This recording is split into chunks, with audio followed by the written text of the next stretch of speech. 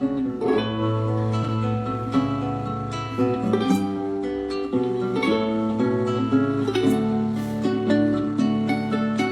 nuestra eres María, de todo este continente, pues tú has estado presente en toda nuestra historia y nos sigues conduciendo a la verdadera gloria.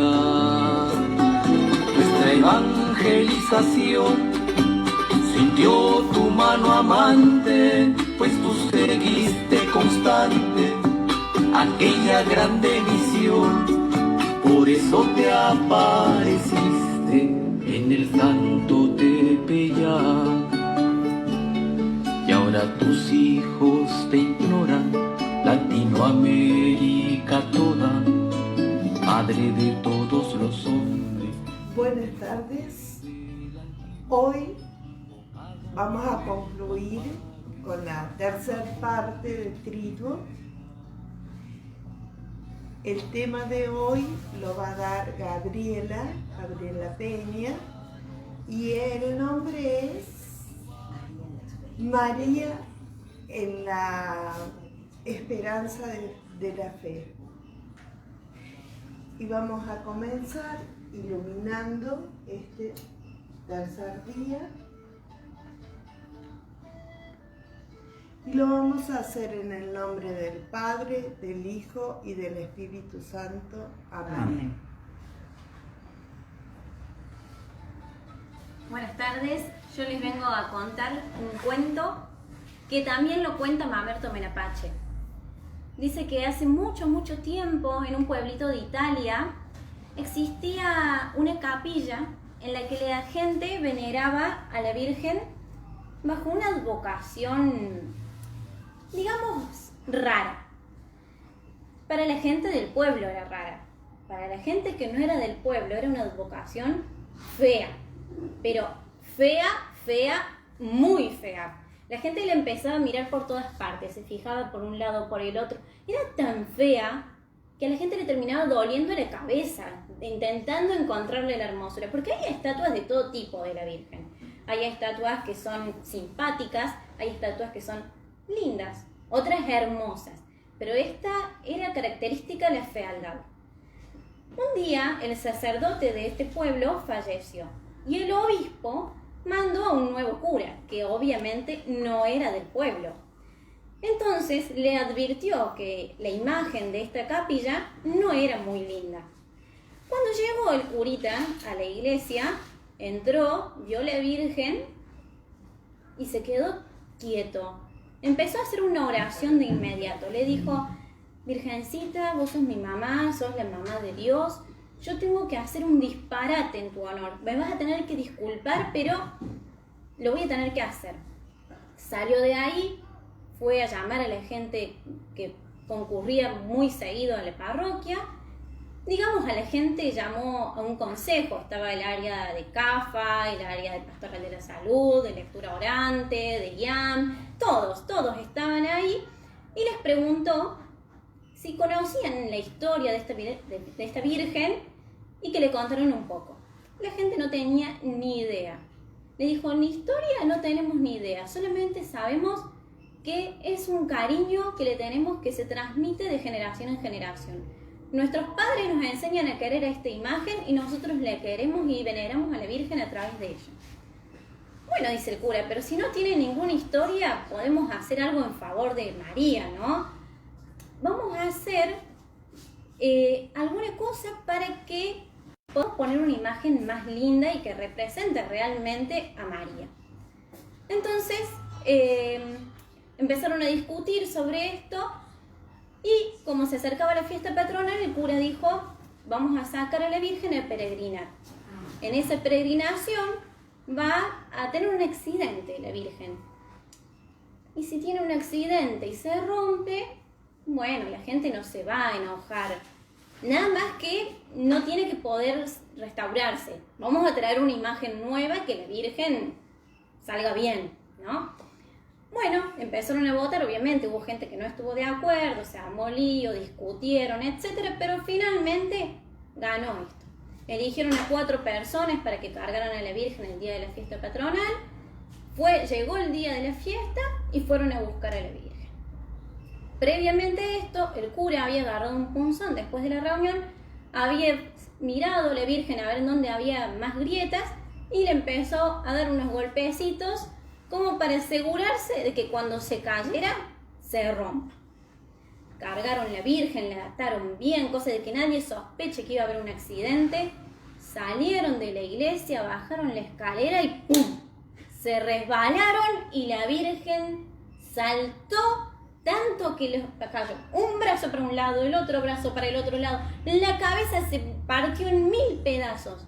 Pero eso sí, al medio de todos los pedacitos de la Virgen, quedó una hermosa estatua de la Virgen de plata maciza. El cura que había planeado todo esto estaba sorprendido, no entendía qué estaba pasando y la gente menos. Vieron de inmediato que al lado de esa virgencita linda había un papel. Entonces, con mucho cuidado, el cura se acercó y lo leyó. El papel decía la historia de esta Virgen. Resulta que 3 siglos atrás, los turcos querían asaltar este pueblo para robar a la Virgen de plata. Tenía mucho valor y estaban interesados en ella. El pueblo obviamente no quería que le robaran su Virgen. Entonces empezaron a ver qué podían hacer para no ser atacados por los turcos. El cura de ese momento había tenido una gran idea, pero no se la había contado al pueblo. La idea era llamar a un escultor, pedirle al escultor que hiciera una nueva imagen de la Virgen, pero que la hiciera fea, cosa de que nadie quisiera robarla. Eso era notorio. La Virgen se notaba que estaba hecha por alguien que sabía, pero que se la había propuesto hacer fea. Entonces, dentro de esta imagen habían escondido la imagen real de la Virgen para que los turcos no pudieran robársela. Y el cura no le dijo a nadie dónde estaba escondida la Virgen verdadera de ese pueblo, sino que les dijo que veneraran a la Virgen a través de esta imagen y que un día esa imagen les iba a revelar dónde estaba la estatua que ellos veneraban siempre de plata. Ahí el pueblo se alegró y se sorprendió porque entendieron que en ese momento la Virgen se le estaba revelando con su verdadera identidad.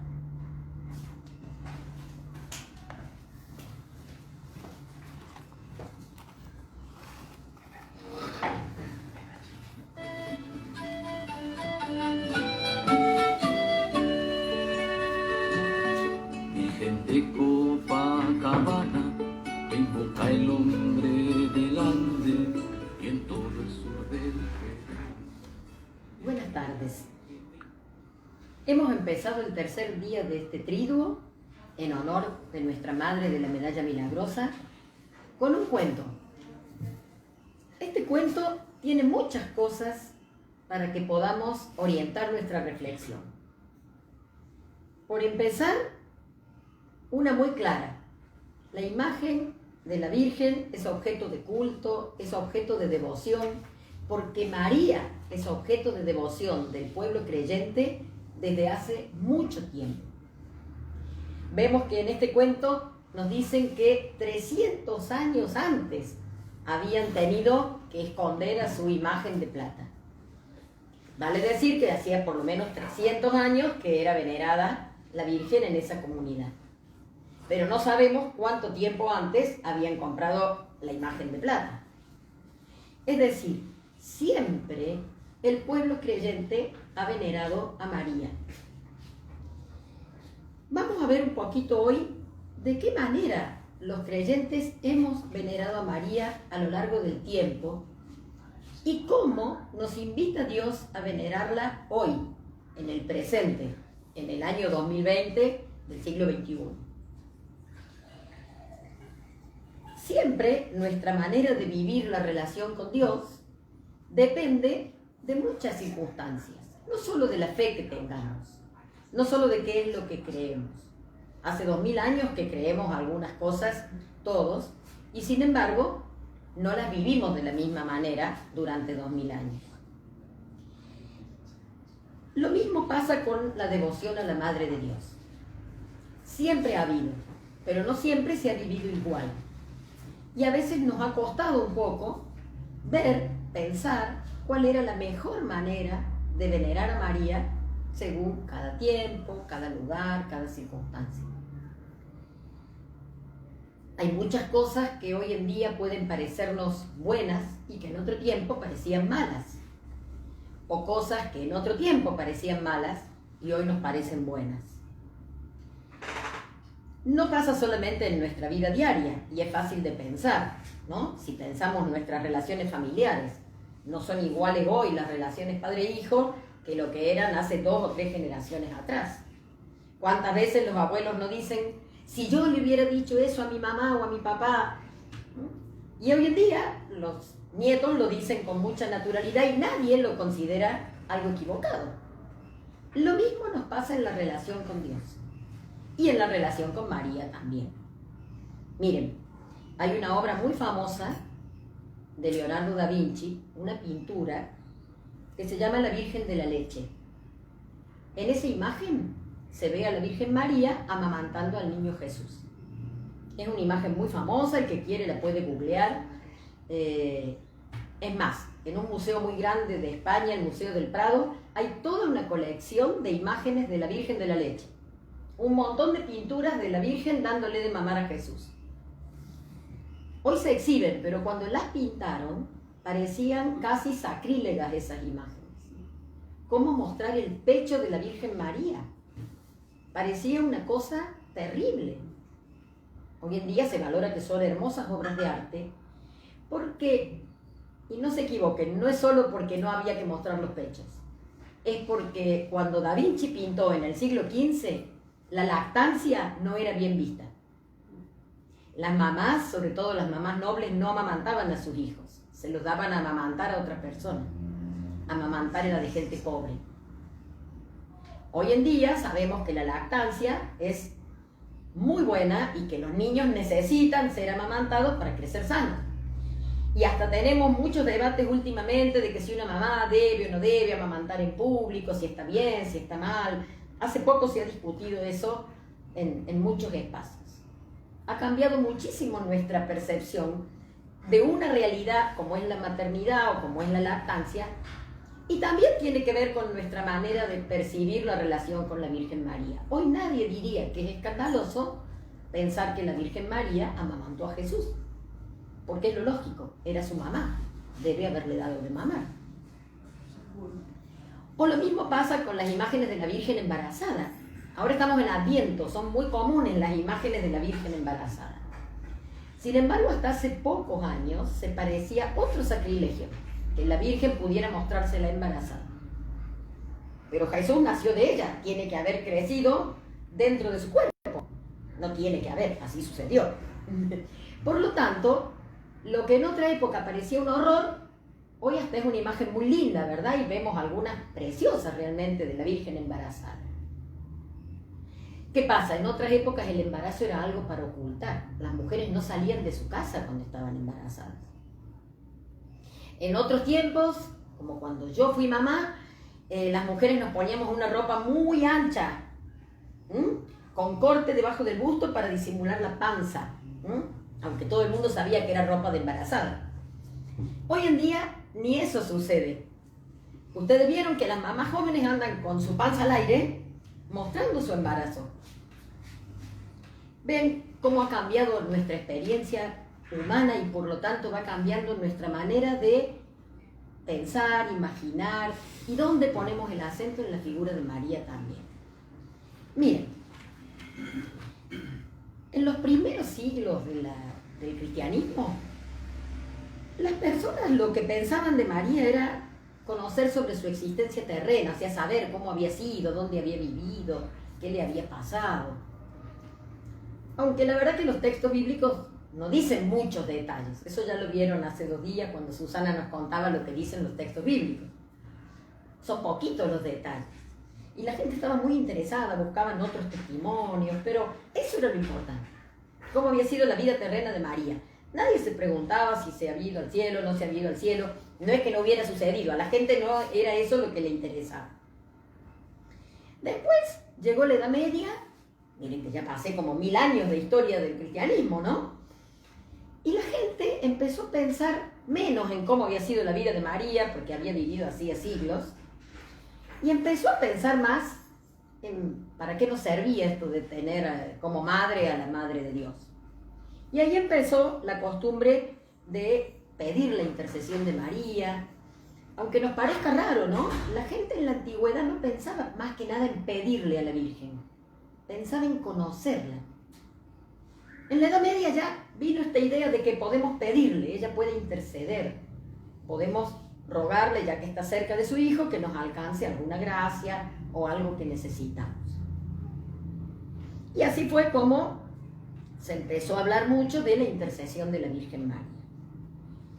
Llegó otra época, que se llama la Edad Moderna en la historia, pero que arranca como en el siglo XV y dura hasta el siglo XX, en el cual algunos teólogos dijeron, a ver, la Virgen María es alguien muy importante, no es cualquier creyente, no es cualquier persona, es la madre de Jesús. Y hay muy poco escrito sobre ella.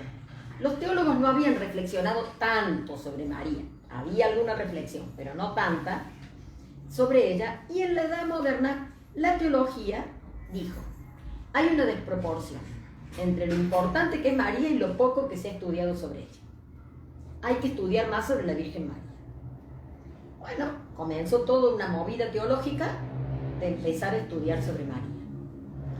Y se puso mucho el acento en los privilegios marianos.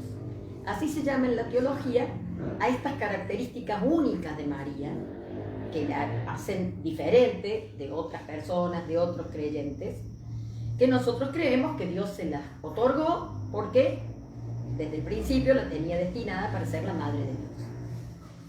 Se puso tanto el acento en los privilegios de María, en su asunción al cielo, en su maternidad divina, en su concepción sin pecado y en todos los demás privilegios que ella tiene, que por momentos se convirtió María en un ser tan especial, tan raro, tan distinto del resto de la gente, que se volvió alguien un poco inalcanzable, ¿no? Claro, si tiene tantos privilegios, uno entiende por qué tiene tanta gracia. Claro, nació concebida ya sin pecado, por eso es pura, inmaculada y nunca cometió un pecado. ¿Qué sucede? En esa época también surgió el protestantismo, que es el origen de nuestros hermanos evangélicos, ¿no? Nuestros hermanos separados. Y ellos ponían en duda algunos de los privilegios de María, o los cuestionaban. Y en la Iglesia Católica se salió a defender los privilegios de María. Es lo que se llama la apología, ¿no? La defensa de un determinado tema. Y en tanto afán de defenderla, que era un afán bien intencionado, claro, a veces terminaban hablando tan bien de María que hablaban mejor de María que de Jesús. O hablaban más de los privilegios de María que de Jesús mismo. Es más, en algún momento hasta se ocultaba a Jesús detrás de María. Porque se decían cosas como, cuando Dios nos cierra una puerta, la Virgen nos abre una ventana. Y muchos de nosotros hemos crecido a la luz de esa frase. Pero ¿saben qué? Es difícil pensar que la Virgen estuviera haciendo algo contrario a lo que Dios hace. María fue obediente a la voluntad de Dios. Es difícil pensar que si Dios decidió cerrar una puerta, ella vaya a decidir abrir, ¿no? En el sentido que lo dice ese término. Claro que ahí la idea es decir que María siempre nos ayuda, siempre nos da una manito extra. Pero se lo decía de un modo que parecía que Dios iba por un lado y María iba por el otro. Y a veces hasta se hablaba de esto de que María era tan dulce, tan tierna, todo lo cual es, ¿no es cierto? Pero se ponía tanto hincapié en su bondad, en su deseo de salvarnos, en su maternidad, y se hacía tanto hincapié en que Dios era justo y que iba a castigar a los pecadores y que Dios iba a aplicar el castigo final, que parecía que María era buena y Dios era malo. O más o menos, nadie decía nunca que Dios era malo, pero por ahí venía la cuestión. No es que estaba mal, simplemente era exagerado el énfasis que se ponía en eso. Y además se había apartado del fundamento bíblico. Porque en la Biblia no había fundamentos para decir cosas como esta. Como que María iba a hacer una cosa y Dios iba a hacer otra. Al contrario, el fundamento bíblico nos dice que María siempre fue fiel a lo que Dios le dijo, le pidió, ¿no? Bien, llegó el siglo XX. Todos sabemos que en el siglo XX los cambios en la vida de la humanidad fueron impresionantes, de drásticos, de grandes, de vertiginosos. Y bueno, cambió nuestra experiencia, la experiencia humana cambió y también cambió la manera de relacionarnos con Dios y también con María. El mundo cambió totalmente durante el siglo XX, para bien y para mal. Para bien, por el progreso que hubo, el desarrollo de la ciencia, el desarrollo de las comunicaciones. Para mal, porque fue un siglo de muchas guerras y de guerras crueles. Fue el primer siglo donde hubo guerras donde morían los civiles. Antes solo morían los soldados en las guerras. No es que eso sea bueno, eso es malo, pero ahora era mucho peor. Un siglo donde se empezaron a inventar armas mucho más sofisticadas para matar a más personas. O sea, fue un siglo donde hubo cambios muy buenos y unos cambios muy terribles en la vida humana. En la teología también los hubo. Pero no solo en la teología que estudian los teólogos, también en la teología vivida, en la reflexión que las personas van haciendo a partir de su propia relación con Dios. Y se produjo un movimiento de vuelta a las fuentes, en toda la ciencia, no solo en la teología, pero en la teología también. Vuelta a las fuentes. Otra vez los teólogos empezaron a decir, paren un poco, todo lo que estamos enseñando sobre la Virgen no está correlacionado directamente con lo que dice el Evangelio. No es que no sea cierto, pero busquemos el fundamento. Veamos dónde está, de dónde sale. Así que esa movida de volver a lo bíblico generó un conocimiento nuevo sobre la Virgen María. No nuevo, ese conocimiento ya estaba, pero fue como volver a descubrirlo, a ese conocimiento. Pero ahí no quedó todo. En esa época también se empezó a cuestionar la Iglesia, cómo debía ser, cómo debía relacionarse con el mundo. Finalmente, en el siglo XX estuvo el Concilio Vaticano II, ¿no? Que fue el que llevó a la Iglesia a volver a plantearse su lugar en el mundo. Pero ya desde antes se empezó a plantear, bueno, la Virgen María es la madre de la Iglesia, es la madre de los creyentes. Hay que pensar cuál es su misión en la Iglesia. Su misión con la comunidad de los cristianos, no con cada cristiano en particular solamente. No es solo mi madre, mía sola, es nuestra madre, madre de todos. Y eso fue una reflexión que también llevó bastante esfuerzo. Encima, en el siglo XX empezó el movimiento ecuménico. Empezamos a pensar que era un escándalo que los cristianos estuviéramos separados. Empezamos, bueno, los que estaban empezaron, pero empezamos como iglesia. ¿Y qué pasa? Uno de los puntos de quiebre con las relaciones con los hermanos separados es la cuestión de la Virgen María. Que si aceptan la virginidad, que si no la aceptan, que si la aceptan como Madre de Dios o si no la aceptan. Y así con todos. El movimiento ecuménico hizo que todos los cristianos comprendiéramos que había que abandonar las posturas exageradas en algunos puntos. Y que si había cosas en las que no estábamos de acuerdo, bueno, no estábamos. Pero eso no tenía que impedir que fuéramos hermanos. ¿A quién no le ha pasado que ha discutido con uno de sus hermanos por alguna cuestión vinculada con su mamá? ¿Quién no tiene un hermano que dice que su mamá es mala y mandona y el otro dice, no, mi mamá es buenísima? Y vienen las discusiones, claro, porque a vos te prefiere, porque a mí no me hace esto. ¿Quién no tuvo una discusión con sus hermanos a causa de su madre? Y sin embargo no dejamos de ser hermanos, ¿verdad? Por esa razón. Suelen terminar las discusiones diciendo, bueno, sí, vos siempre vas a decir lo mismo, porque a vos siempre te defiende, por ejemplo. O algo así, ¿no? Bueno, esto nos estaba pasando con los hermanos separados. ¿Y saben qué? Las mamás no nos agrada que nuestros hijos discutan y se peleen, ni siquiera por causa nuestra. Es más, lo que menos nos gusta es que peleen por causa nuestra. Y las que son mamás y están escuchando la reflexión seguro que concuerdan conmigo. Ninguna madre se alegra de que sus hijos peleen por defenderla. Toda madre quiere que sus hijos estén unidos. Esto nos pasaba con los hermanos separados. Pero hay una cosa más, miren, que tenemos que tener en cuenta que nos pasó a los creyentes en el siglo XX. La antropología, el estudio de los seres humanos, se desarrolló en este siglo. Empezó a desarrollarse a fines del siglo XIX la antropología, pero llegó a su máxima expresión en el siglo XX. ¿Y saben qué? la antropología nos invitó a pensar en María como una persona humana, como una persona concreta que vivió en una época, en un lugar, de una manera. Una persona. Y a preguntarnos qué tiene para decirnos esta persona, esta mujer, a nosotros las personas, hombres, mujeres de este tiempo. Miren que son muchas experiencias que cambiaron y saben que no siempre nuestra relación con María fue cambiando al mismo tiempo. Llegó el Vaticano II, el famoso concilio de renovación de la Iglesia, y los padres conciliares también se ocuparon del tema porque no podían dejarlo afuera, era un tema muy evidente. Los padres conciliares le dedicaron a la Virgen María el último capítulo, el capítulo 8, del documento Lumen Gentium sobre la Iglesia.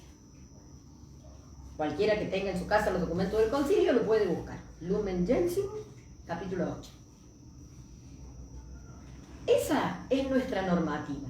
Los documentos del concilio son el último gran esfuerzo masivo de la Iglesia por reflexionar y para que todos juntos veamos cómo tenemos que vivir nuestra relación con María. El último gran esfuerzo colectivo. Después ha habido otros documentos que han hablado al respecto, pero este es el que la Iglesia como comunidad cristiana hizo. Y saben que con letras rojas, grandes, enormes, el concilio nos dice: el punto de partida de nuestra relación con María no pueden ser los dogmas ni la teología. Debe ser única y exclusivamente la palabra de Dios. No es que los dogmas o la teología no tengan nada que decir. Son reflexión basada en la palabra de Dios. Pero nuestro punto de partida tiene que ser la palabra de Dios. Antes del concilio no se recomendaba la lectura de la Biblia a todos los creyentes. Hoy en día sí. Así que hoy en día podemos basar nuestra relación con María en el Evangelio. Hoy los padres conciliares nos dicen: tenemos que pensar en nuestra relación con la Virgen María desde lo que nos enseñan las ciencias del siglo XX-XXI, desde lo que nos enseña la antropología. Hoy en día nadie concibe al ser humano como un ser paciente, inactivo, pasivo, al que le pasan cosas, al que el mundo le pasa por arriba. Hoy en día las personas nos consideramos como agentes. Nosotros hacemos cosas en el mundo, con el mundo, sobre el mundo, y estamos haciendo muchas cosas sobre el mundo, sobre el planeta, ¿no? Entonces no podemos pensar en María como una persona pasiva que se quedó esperando que Dios hiciera algo en ella. No, esa imagen de persona habrá sido buena en otra época. Hoy en día, el grueso de la gente no se piensa a sí mismo así. Nadie dice: bueno, estoy acá esperando que la vida me pase. ¿No es cierto? Todos queremos tomar nuestra vida en nuestras manos, hacer nuestra vida, construirla. Lo mismo pasó con María. Ella fue una persona activa, que escuchó a Dios, que aceptó su voluntad, que la hizo suya, pero que se puso en movimiento. No se quedó quietecita viendo lo que Dios iba dibujando sobre ella. Es más, ustedes lo vieron, en el texto de la Anunciación no dice: ah, bueno, qué bárbaro, voy a tener un hijo. No. Pregunta: ¿y cómo va a ser eso? Es una persona que tiene iniciativa, ¿no? Una persona que piensa, que decide, que acoge lo que Dios quiere, pero lo acoge conscientemente. Y esa es la invitación, a pensar en María como un ser humano libre, responsable, que asume su compromiso de persona creyente. Y desde ahí vivió su experiencia de fe. Fue una persona profundamente creyente, pero no una persona abandonada a lo que Dios fuera haciendo. Porque además Dios no obra así. Todo el texto del Evangelio nos muestra que Dios obra con nosotros. Y más, miren, esto que les contaba recién de los hermanos separados o peleados, el concilio pide explícitamente que prioricemos el diálogo con los hermanos separados y que, si es necesario, no mencionemos los títulos y nombres polémicos que solemos darle a María. Entre nosotros, si queremos, podemos dárselo, no hay ningún problema. Pero si vamos a priorizar el diálogo con otros grupos de creyentes, no nos centremos en lo que tenemos de diferente. Centrémonos en lo que todos aceptamos, que es la Madre de Jesús, que fue una mujer de fe, que fue una mujer fiel a Dios, como el Evangelio nos lo dice. Por último, aprendemos del concilio que toda devoción a la Virgen, a la cual la podemos llamar como queramos, podemos pensar de ella el aspecto que más nos guste, toda devoción debe estar fundamentada en la palabra de Dios. Que hay que abrir nuestro corazón y nuestra mente, que no hay que ser estrecho. Así dice, evitar toda estrechez de pensamiento a la hora de pensar quién es María y qué significa ella para nosotros. Que todas las devociones que se refieren a los privilegios de María, por ejemplo, que fue concebida sin pecado, tienen que tener muy presente que eso no es por sí misma. María fue concebida sin pecado porque iba a ser la madre de Jesús. Fue por Jesús que ella obtuvo ese privilegio. Todos los privilegios de María son reales, existen, creemos en ellos, pero todos están referidos a Jesús. Y no hay que olvidar nunca eso. También se nos invita a no exagerar. Así tal cual, el documento eclesial dice hay que evitar exageraciones. Para que la gente que no es creyente o que no conoce a María no se confunda. Que no piensen que la adoramos, porque nosotros no adoramos a María, solo adoramos a Dios. A María la veneramos porque es nuestra madre, porque fue una creyente, una discípula de Jesús, de quien podemos aprender más que de nadie. Fue la primer discípula, la que lo siguió fielmente, la que lo tuvo dentro de sí misma antes de darlo a luz, la que lo acogió en su brazo cuando lo bajaron de la cruz, porque era su mamá. Pero de ese modo es como amamos a María. Y ¿saben qué? El concilio nos incita mucho a no usar a María como un instrumento de guerra, ¿no? A no decir, no, porque no quieren a la Virgen, entonces no los queremos. No. A entender cómo María vivió el Evangelio de Jesús. La verdadera devoción es imitar sus virtudes. Ser discípulos como ella fue discípula. Y después podemos llamarla como queramos. Podemos elegir el nombre que más nos guste, el que sea más acorde a nosotros. Miren, para ir terminando los invito a una breve reflexión. Cada uno en su casa, piénselo, mediten un momento. ¿Se acuerdan de las letanías de la Virgen? Los que son mayores se deben acordar. Los jóvenes no sé si las conocerán. Esperemos que haya mucha gente joven participando del triduo, ¿no? Seguro que los mayores se acuerdan. Un montón de nombres y alabanzas, como piropos ahí que uno le dice a la Virgen para expresarle el cariño y el amor. Y siempre después con un pedido, porque todo dice, tal cosa, ruega por nosotros. Tal cosa, como cuando nuestros hijos nos dicen, mami, vos que sos tan buena.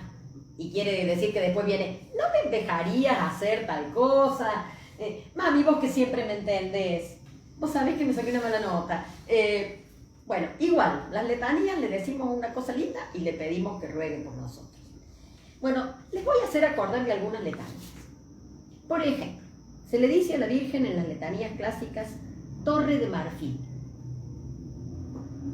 Saben que cuando escribieron las letanías, el marfil era el material más valioso con el que se hacían joyas. Y decirle torre de marfil era decirle son lo más valioso, lo más maravilloso que hay. Hoy en día, que vivimos en una gran movida defensora del ambiente y de la ecología, hoy en día que estamos preocupados por cuidar la casa común, sabemos que el marfil se obtiene cazando elefantes, es la única manera de obtenerlo. Si alguien hiciera una torre de marfil, sería bastante mal visto y bastante criticado, porque estaría matando muchos elefantes para poder hacer la torre y estaría atentando contra la casa común, que es lo que como creyentes queremos defender. Hoy en día decirle a alguien torre de marfil, en los tiempos que corren, no significa lo mismo que cuando elaboraron esa oración. Capaz que hoy deberíamos decirle otra cosa, como torre de material reciclable, qué sé yo. Porque hoy en día el material reciclable es algo muy valioso. Conseguir poder reciclar es valioso. Seguro que todos se están riendo en su casa diciendo, ¿cómo le voy a decir a la Virgen torre de botellas de plástico? Yo solo les dejo que lo piensen. Les dejo que lo piensen. Para aquella gente significaba lo máximo. Hoy no sé si significa lo máximo. También se le dice casa de oro. ¿Quién se haría hoy una casa de oro? Sería no solo poco ecológica, calurosa en verano porque el oro es un metal, fría en invierno, expuesta a los ladrones, obviamente. Horrible. ¿Quién tendría una casa de oro? Si tengo oro lo uso para otra cosa, para hacerme una alhaja a lo mejor, pero nada más. Y no la usaría mucho porque me daría miedo de tener algo tan valioso usándolo. Tal vez hoy no sea un buen piropo decirle casa de oro. Lo mismo pasa si les digo vaso espiritual. ¿Qué creen que significa vaso espiritual? Sobre todo para la gente más joven. Y miren, no es porque no estén bien esos nombres, son hermosos y fueron hechos con amor. Y la gente los ha rezado por siglos y afortunadamente todavía mucha gente los sigue rezando. Con el mismo amor y la misma devoción que se rezaron al comienzo. Pero la invitación es a pensar si no habrá, para quien quiera, otras maneras de decirle cosas lindas a la Virgen. Cada uno puede pensar la cosa linda que le guste, ¿no? No sé, reina de los WhatsApp, porque para alguna gente el WhatsApp es un medio de comunicación importantísimo. Reina de la Internet. Miren si la Internet no es importante hoy para nosotros. En estos meses nos ha permitido rezar, trabajar, aprender, ver a la gente querida. Nos ha permitido hacer la mitad de nuestra vida o un poco más. ¿No sería algo importante? Bueno, Virgen María, reina de la Internet. Porque te estamos haciendo trigo por la Internet. Podría ser. Sé que a alguna gente le va a parecer raro y no le va a gustar. Le va a parecer hasta irrespetuoso. No es esa la idea.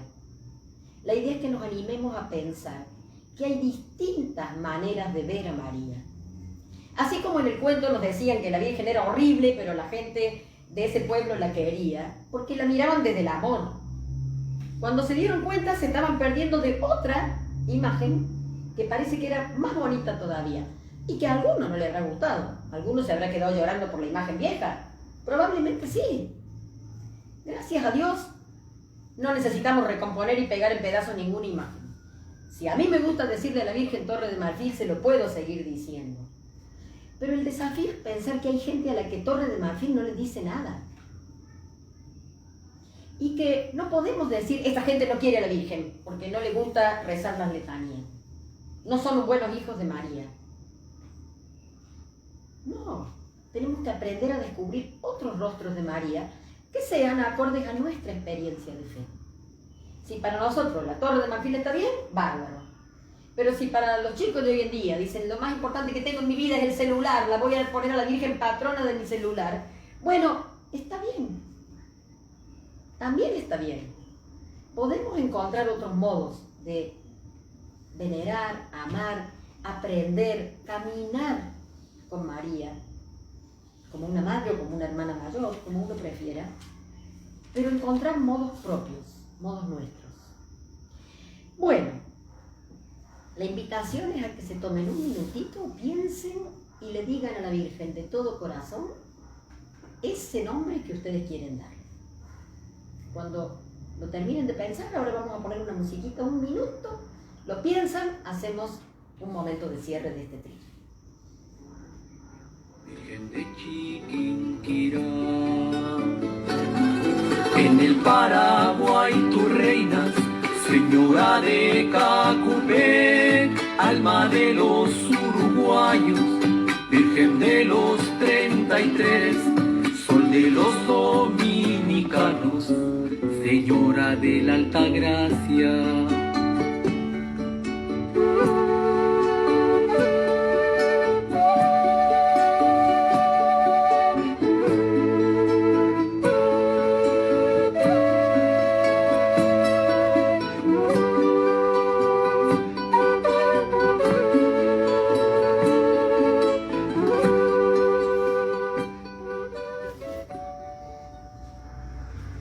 Cada uno haya encontrado lo que quería, el nombre que quería darle a su mamá, a la Virgen, desde el fondo de su corazón.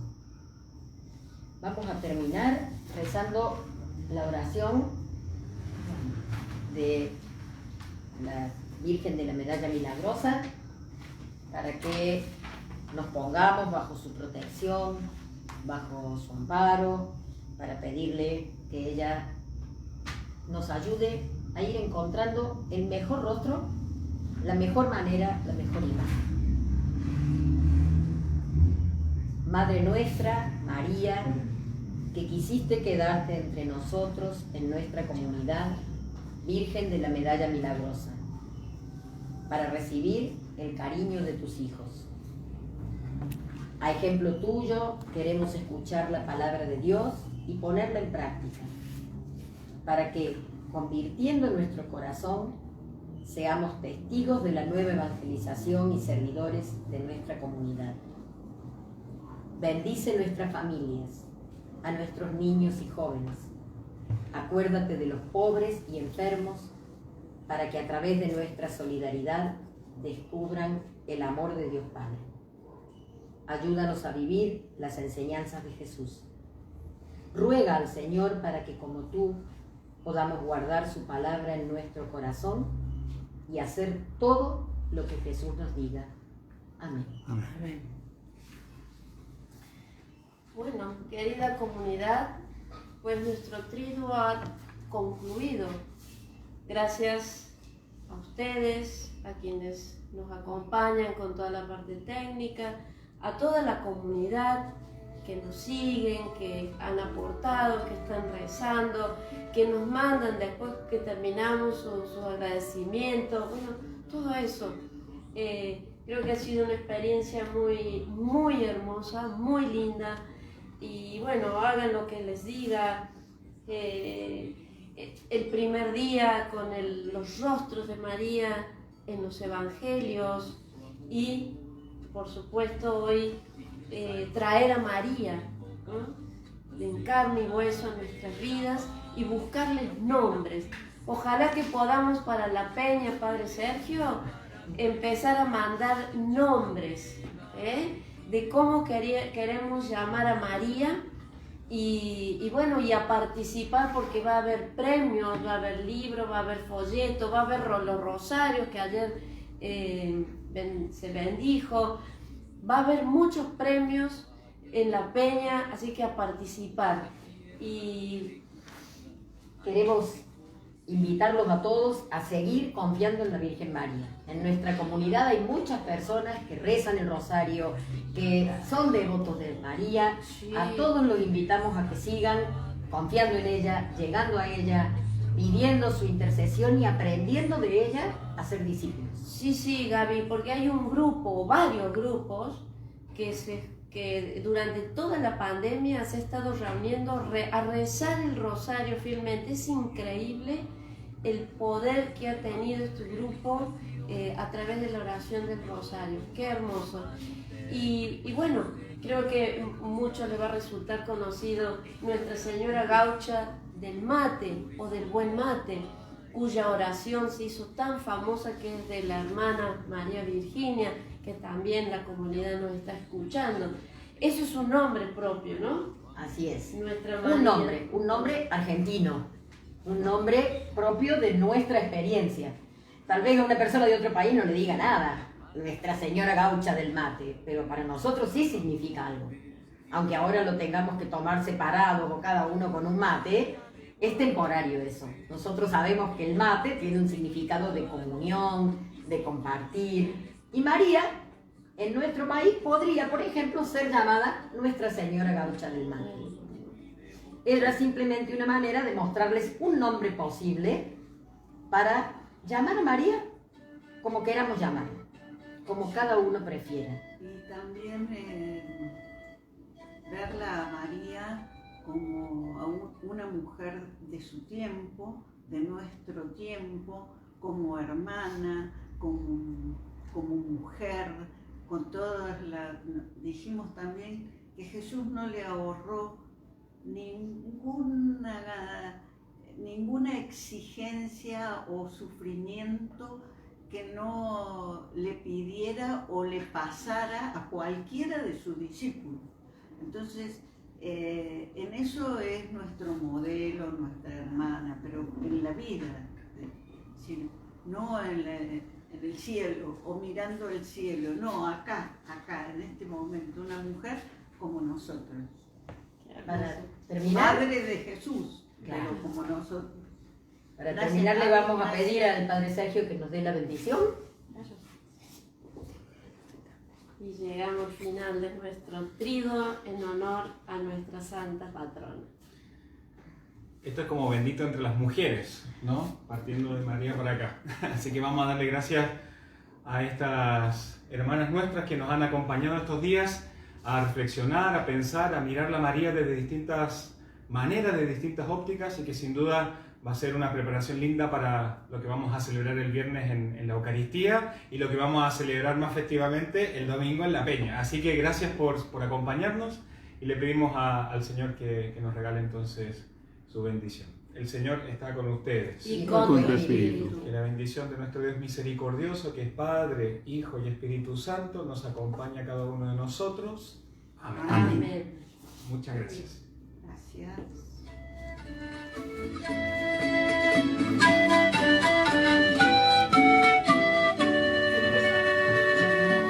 Virgen de Copacabana, te invoca el hombre del Ande y en todo el sur del Perú. Te quieren Virgen de Chapi y los chilenos piadosos en tu santuario en Maipú. Y es así Aparecida donde van los brazos.